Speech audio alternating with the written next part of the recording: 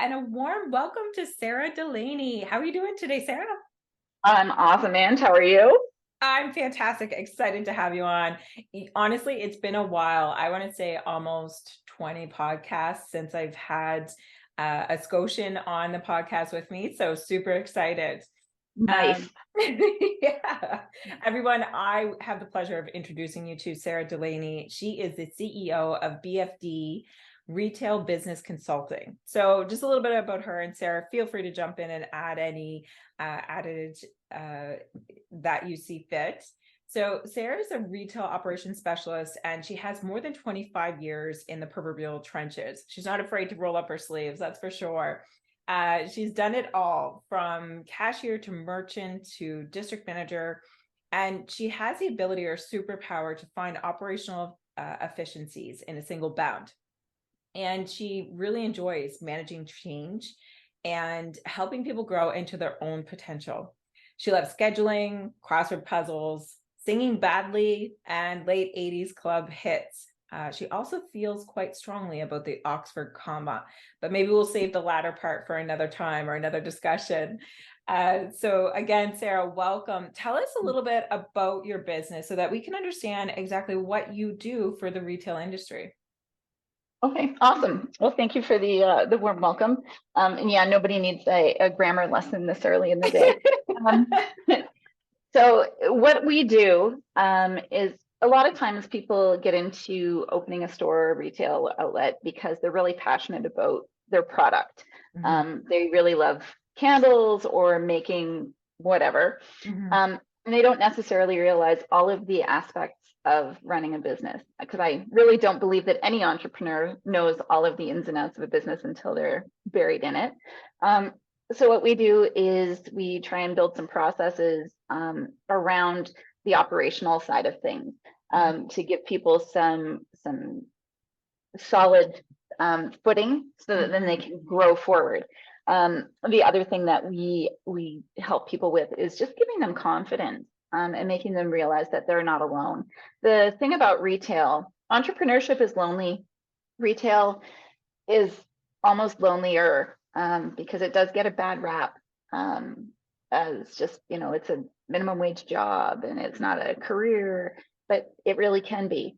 And the being able to make sure that people are feeling confident and looking for the help and getting the help that they need without, struggling any more than they Mhm. need to. Because retail is not rocket science. It is a big deal, but it's not rocket science. Mm. So. Definitely, definitely enjoying those insights. And so you've seen and you've identified, one of the nuances that it's a social norm, that it's the quote unquote dead end job. And in actuality, it's not. It could actually be not just a career, but also a passion outside of ownership. So when you're thinking about this from a leadership lens, because you've been there, tell us a Mhm. little bit about some more of those nuances in retail. Well, when you're coming up inside, if you're starting in a smaller store, it might seem that there's not necessarily opportunity to grow. Mhm. But there really is, because you can take on all kinds of roles and responsibilities that you wouldn't normally get exposed to if you were in a bigger company. Mhm. If you're starting in a bigger company, there are a lot more formalized opportunities for growth and development. Um, a lot of times, what you really need, in terms of growth into a leadership role is desire. Um, Mhm. but you really have to have some grit. And realistically speaking, the two things that, other than that, are that the most, other than your stick to itiveness, your grit, resilience, and agility, right? Mhm. Being able to have a nimble mindset and be able to change, because, retail is change if it's nothing else. Yeah, definitely, for sure. And so help us understand, because when we think about the words resiliency, adaptability, and grit, they're quite the buzzwords these days, right? True. So again, thinking about it from a retail lens, what do those things translate to in the sense of actions and mindsets? So the nice thing about retail, so a lot of people can relate to an office job. They're an accountant. They have very specific things and tasks that they have to do every day. They get a new customer or a new client. Um, they react to them and they respond to them in a very specific way, and it doesn't change very much, right? The customer's inputs might be different, but the outcome is always the same.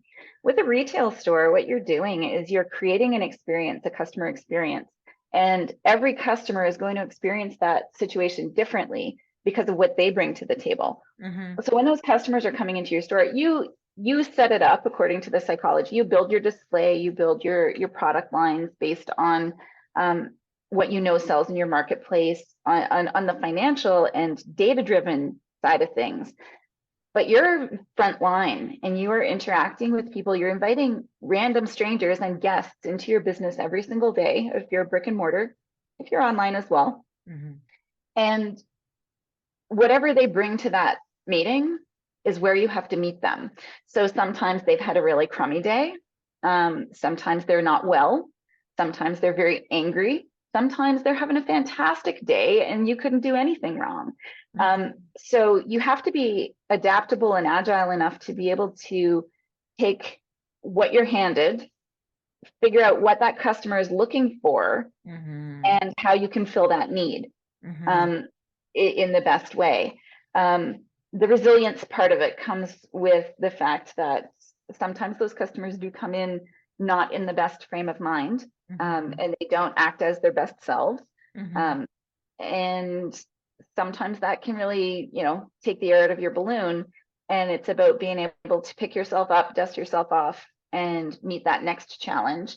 And be there for your team. So if you're a retail leader, you don't really get to have a bad day, because you have people who are counting on you to be the one who sets the tone for how those customers are greeted, how those customers feel when they leave.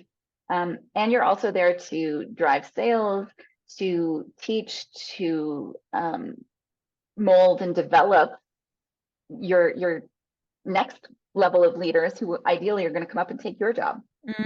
Yeah, absolutely. Absolutely. And cycling back a little bit, what I was hearing was when it comes to skill sets of team members within the workplace, leaders have an opportunity to influence more so around empathy, right? So being able to meet people where they're at is one thing that you had described, and having the kind of grit to pick themselves back up and keep going, or resiliency.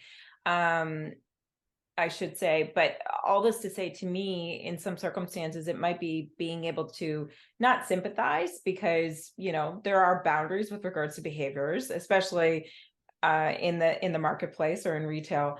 But to me, it kind of lands on empathy and really how to train your staff or your team members to ensure that that is kind of the forefront of their mind. Because that can be the key to unlocking, deflating conversations and ensuring that you have return customers and stuff like that, eh? Yep, definitely. I hate the phrase soft skills, because skills are skills. But you can teach pretty much anybody how to build a display. Some people are better interior decorators than others. So some people are going to be better at building displays than others in terms of merchandising. You can teach people how to make an appropriate label or sign or something like that. It's a little bit harder to teach them to put other people's needs ahead of their own. And that's, realistically speaking, that's what we're doing in a service industry, is when you put yourself in front of that customer, you're trying to fill their needs by putting your own personal needs, your emotional needs, and physical sometimes, to the side for a short period of time. That's not to say that the other person's gets carte blanche or free reign rather, to be inappropriate. We have seen a lot more of that since the pandemic, the onset of the pandemic. And as things open back up, retail employees have really faced some serious challenges, and retail leaders in particular, as you're not able to fill those entry-level roles, you find yourself backfilling, and it's hard to keep people on that straight and narrow and uplifted.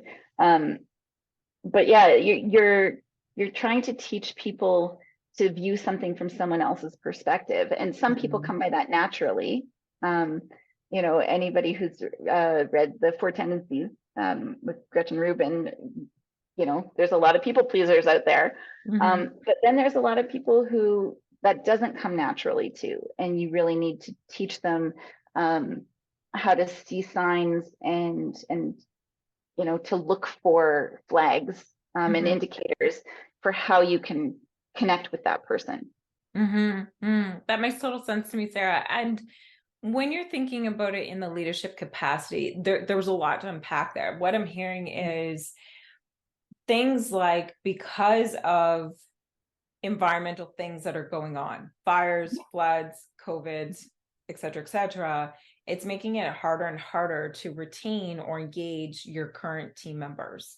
And so Definitely. When you're thinking about that from a leadership role, especially in retail, how can leaders set themselves apart to ensure that they're putting their best foot forward in these types of areas to retain their team members?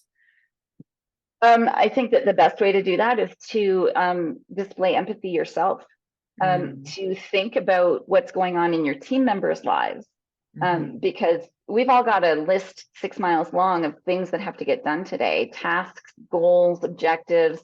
You really want to sell 600 of whatever widget it happens to be. You're worried about making payroll, you're worried about paying your rent or your mortgage, you're worried about vendors that need to be looked after.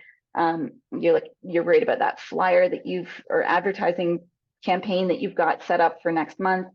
But your employees and your team members are coming every day, and they're bringing their own lives and their own issues, right? And so the fires that we just experienced here in Nova Scotia were a prime example of that.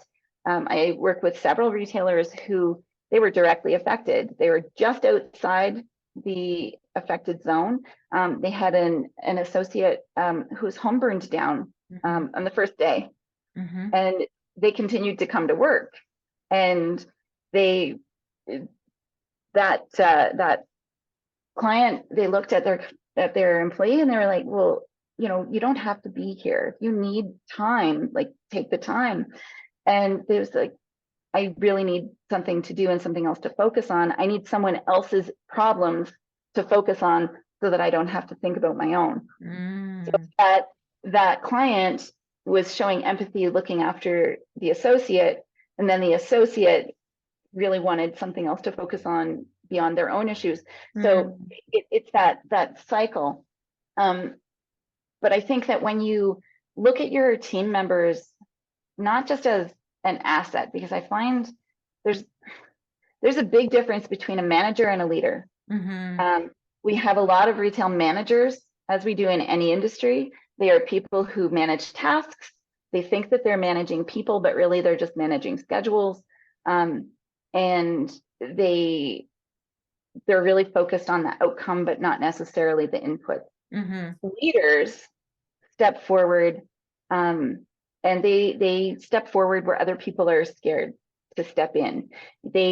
Leaders are someone who gets out in front when there's a challenge, and they give people a reason to engage and something else to focus on.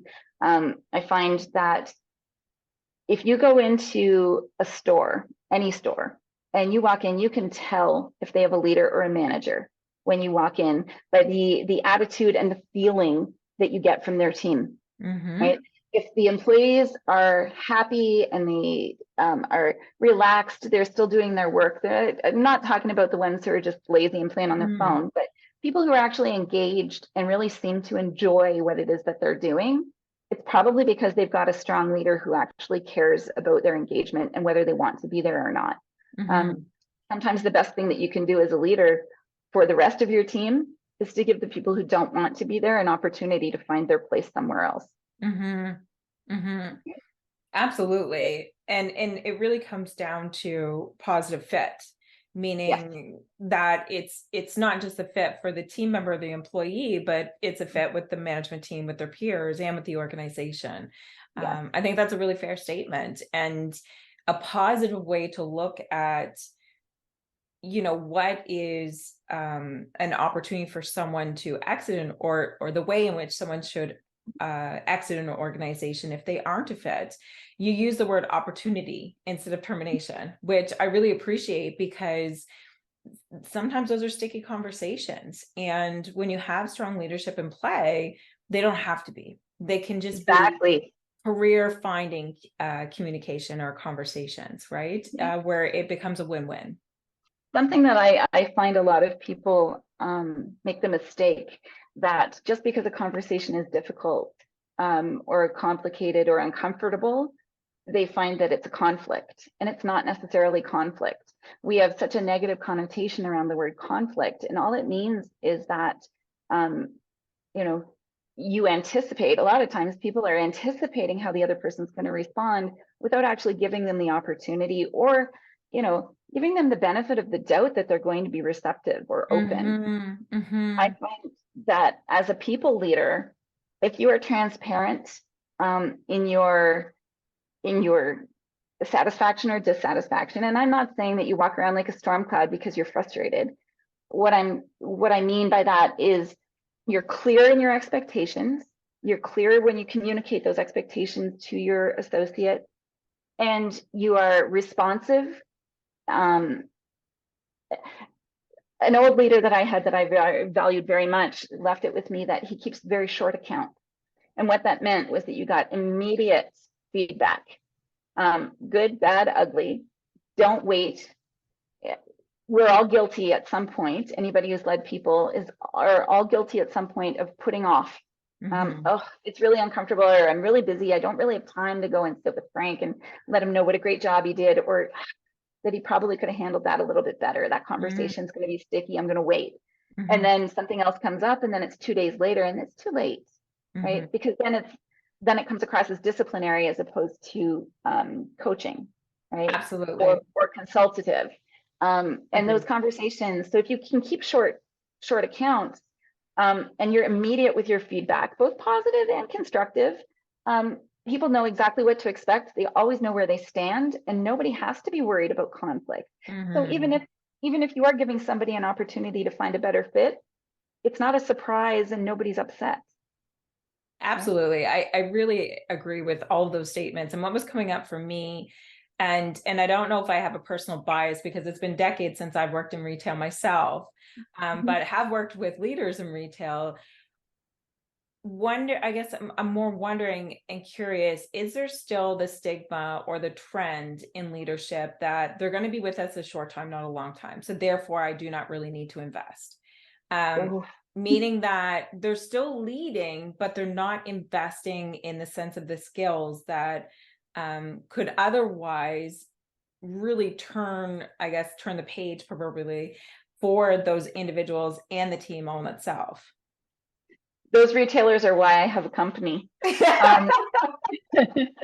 because that's a terrible way to approach any Absolutely industry. Agree. Yes.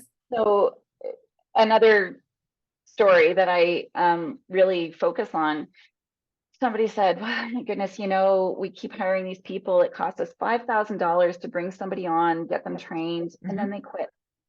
And they're like, we spend all this money and they leave. And somebody said, okay, but what if you don't spend that money and they stay? So you are much better off to invest. I don't want to work someplace or for someone who is not invested in my success. I don't want to have somebody on my team who isn't interested in me investing in their success. So, yes, you might be there for a short term or, a part-time job. But when you're there, I want you to be as happy and content in that role as you can be. I want you to have all of the knowledge and the skills that you require in order to be successful in that role. Right. And it's to everyone's advantage because you're happier and more content, so you stay. My turnover is lower. When you're happy and content, you do a better job. So my tasking is done more quickly. My customers are happier. When they come in, they can tell that you're content here and they want to shop in the store. So I think that the owners, the retailers, the managers who can identify the difference between managing and leading, they're the ones who are the most successful. Absolutely. Yeah. And if you're not that person, hire to your weakness. Hire yourself a store manager who is really good at that so that you can focus on the stuff that you are good at.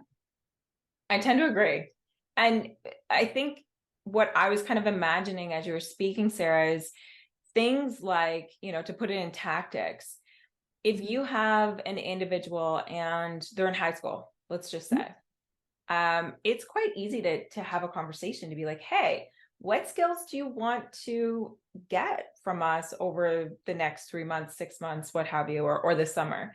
That is a telltale conversation to identify, are they going to stay with you past high school? Maybe they're going to work with you and go to university at the same time, who knows? But having those quick hit conversations shows that you're validating your team members as well as honestly interested in them, and it gives you an opportunity to create longer term plans. So as you look around your retail operation, you can see who wants to be there longer term and who wants to be there shorter term. Not that that gives you an opportunity to treat people differently, but you're giving skill sets and mentorship in a different way. Yeah, definitely. And it doesn't even need to be as formal as asking somebody what they want to learn. Ask them what their life goals are. Have a conversation with them and see what interests them. Yeah, that's when fair. you work next to somebody, you see what their strengths are. You can figure out better than they can how that's going to translate in your own business, because you know the skills that make somebody good at one thing or something else. I was very fortunate. I had a really great mentor in my store manager. Now, I had focus, I had desire. I had no desire to make a career in retail. I had managed amusement parks before I went into this. And that was what I was doing. I'd gone back to university for a second degree so that I could get a work visa to go into the States and manage amusement parks full time. So I had no desire to make a career in retail, but the skills were adaptable. And I had a manager who was interested in me and my development. So even though he had me doing managerial roles and tasks when I was just, a minimum wage floor associate, because I had those skills and he wanted to watch me develop them. He gave me that opportunity and he pushed me into things that I didn't think that I was ready for, because he took the time to get to know me and to know that, I would find it interesting. And, here I am almost 30 years later, fully entrenched in an industry that, for the most part, I didn't even know existed for the longest time, right? And yes, you'll hear quite often, nobody gets rich in retail. Well, they don't if, their motivation or their focus is strictly tasking. But if you care about outcomes and you care about the outcomes of your people, the sky's the limit. And those skills are adaptable and transferable from any industry. And so you said something really interesting. It's not just about tasks. It's about investing or being enriched, or enriching your team members, I should say, or employees.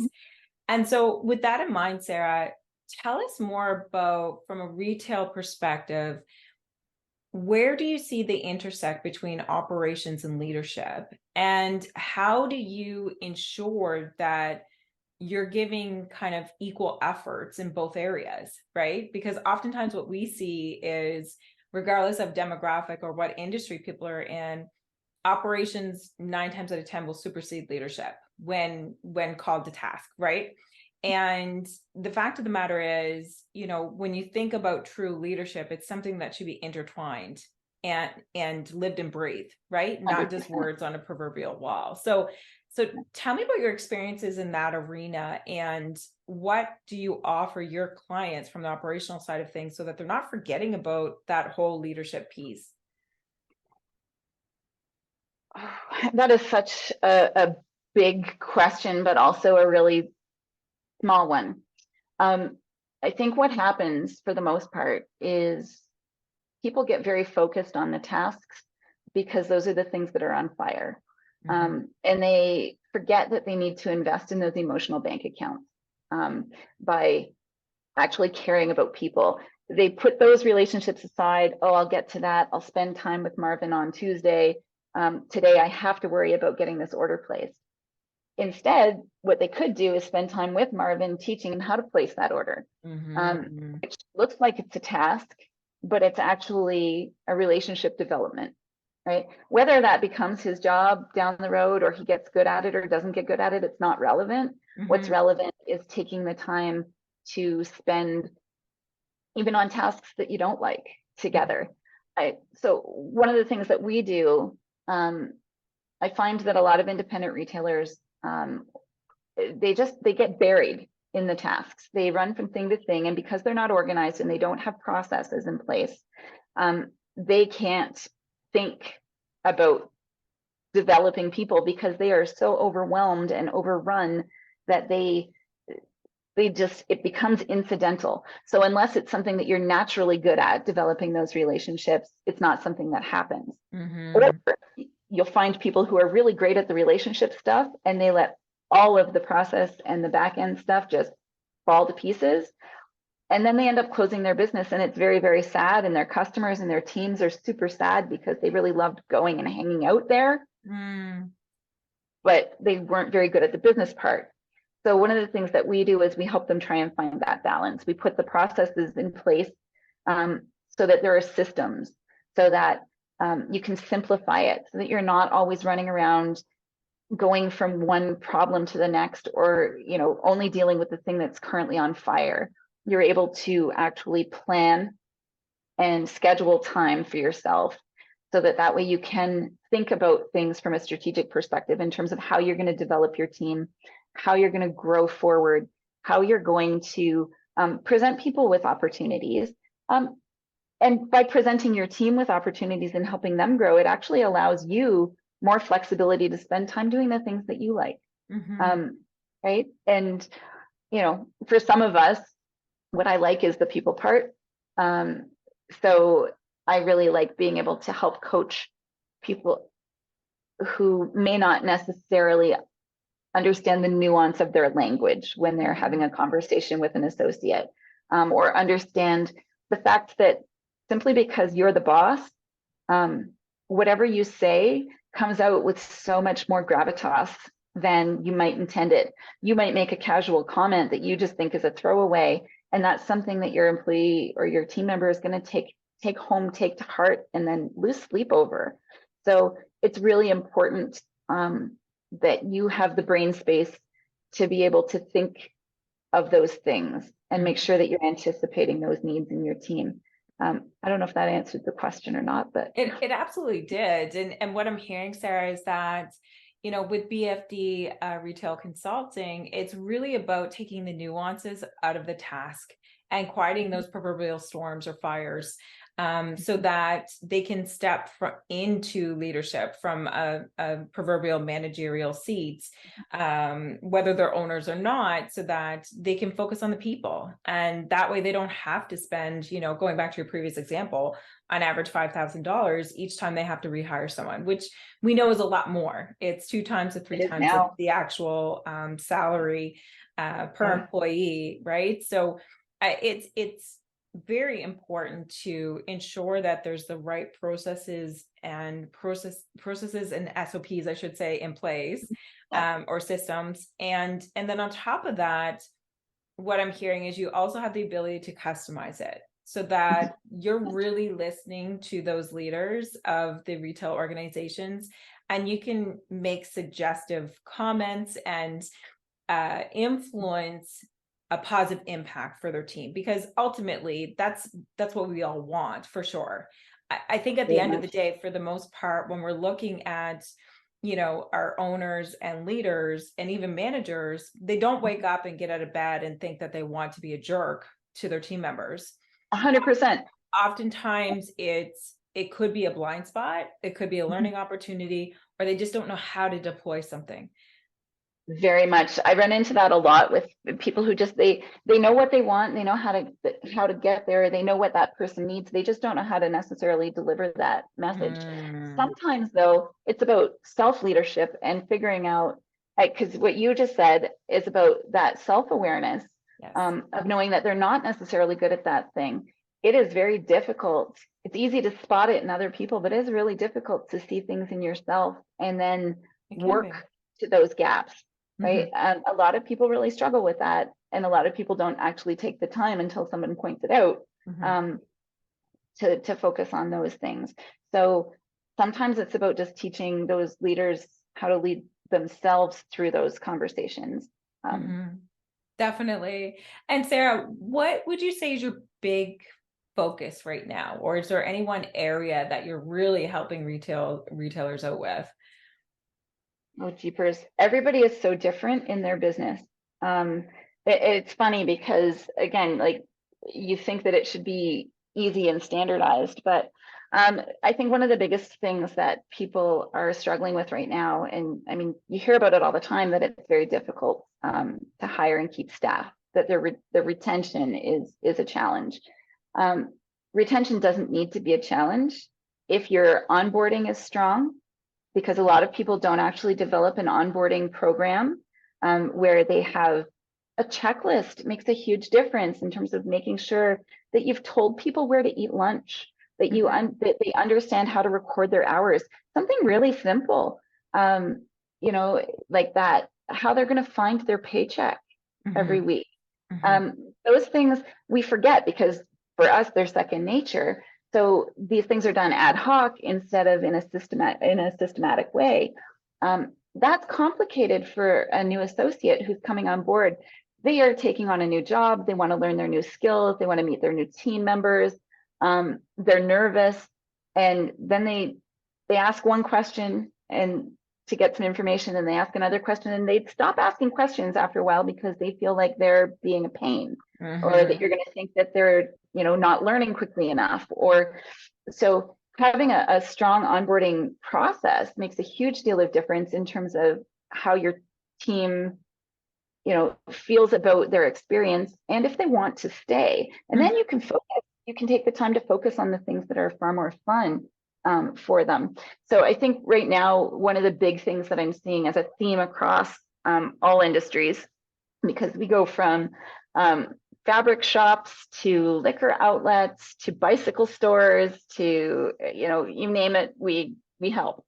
um, and that retention, that hiring and retention, and there's an awful lot of time that goes into recruiting. Mhm. um, and people are complaining that people who apply for jobs, they're ghosting them, or whatever. And the easiest way to combat that is to make sure that the team that you have is happy. And the easiest way to make sure that your team is happy is to give them a great work experience. So paying attention to them, and it doesn't have to cost you a lot in order to be able to offer benefits. A benefit to an associate that they put more value on than you ever will is flexibility in their scheduling, Mm. or being organized enough to make sure that their schedule is posted 2 weeks in advance so that they can actually plan their lives. That doesn't seem like it's a huge commitment. For some people, when they're in the weeds, that is a big time commitment, but it has such a strong impact on their team.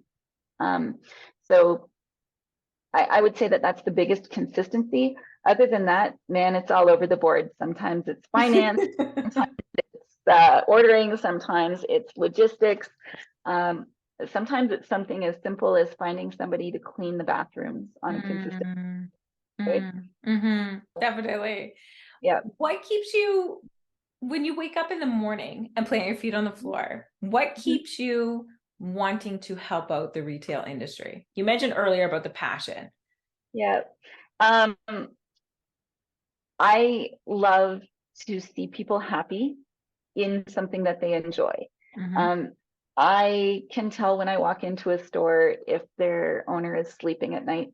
I can tell when I walk into a store if they're absentee or checked out. I can tell when I walk in if they are, you know, they have every finger in every hole and they're just holding on by a thread, or I can tell if they are like happy as pigs in mud and just, at ease in themselves and in their business. Mhm. I don't like to see people struggle. Mhm. If there is something that I have in my bag of tricks or my skill set that I can offer to somebody that is going to make their life easier or better or take away an obstacle, that's something that I want to do. And,